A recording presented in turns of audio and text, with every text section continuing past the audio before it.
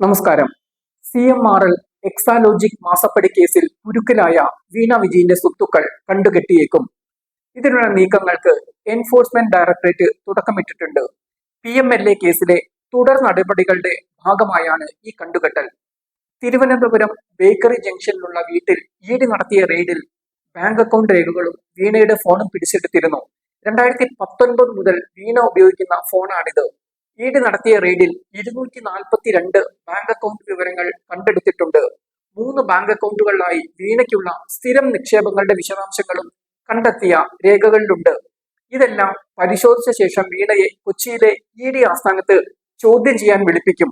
ഇതിനുശേഷമാണ് സ്വത്ത് കണ്ടുകെട്ടൽ നടപടികൾക്ക് ED തുടക്കമിടുന്നത്. വീണയ്ക്ക് CMRL കരിമണൽ കമ്പനിയിൽ നിന്ന് 2.25 കോടി രൂപയും IT സേവനങ്ങളുടെ പേരിൽ 71 ലക്ഷം രൂപയും ലഭിച്ചിട്ടുണ്ട്. ഈ ഇടപാടുമായി ബന്ധപ്പെട്ട് വീണ നൽകിയ മൊഴികളിൽ കൃത്യതയില്ലെന്നാണ് ED വ്യക്തമാക്കുന്നത്. 3 കോടിയോളം രൂപ എന്തിനാണ് CMRL വീണയ്ക്ക് നൽകിയതെന്ന് വിശദീകരിക്കാൻ CMRLും വീണയും ഇതേവരെ തയ്യാറായിട്ടില്ല. അതുകൊണ്ട് തന്നെ ചോദ്യം ചെയ്യൽ വീണയിൽ നിന്നും ED ഈ കാര്യത്തിൽ വിശദീകരണം തേടും.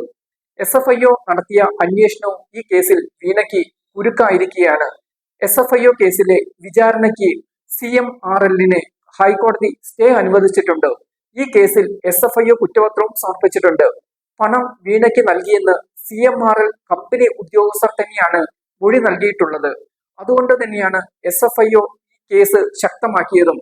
ഡൽഹിയിലെയും കേരളത്തിലെയും കോടതികളിലായി 2 കേസും എറണാകുളത്തെ പ്രത്യേക കോടതിയിൽ SFIOയുടെ കുറ്റപത്രവുമാണ് CMRL എക്സാലോജിക് ഇടപാടിൽ നിലവിലുള്ളത്. SFIO അന്വേഷണ പ്രകാരമുള്ള കുറ്റപത്ര പ്രകാരം 6 മാസം മുതൽ 10 വർഷം വരെ തടവും പിഴയും ശിക്ഷ ലഭിക്കാവുന്ന കുറ്റമാണ് വീണയ്ക്കെതിരെയുള്ളത്.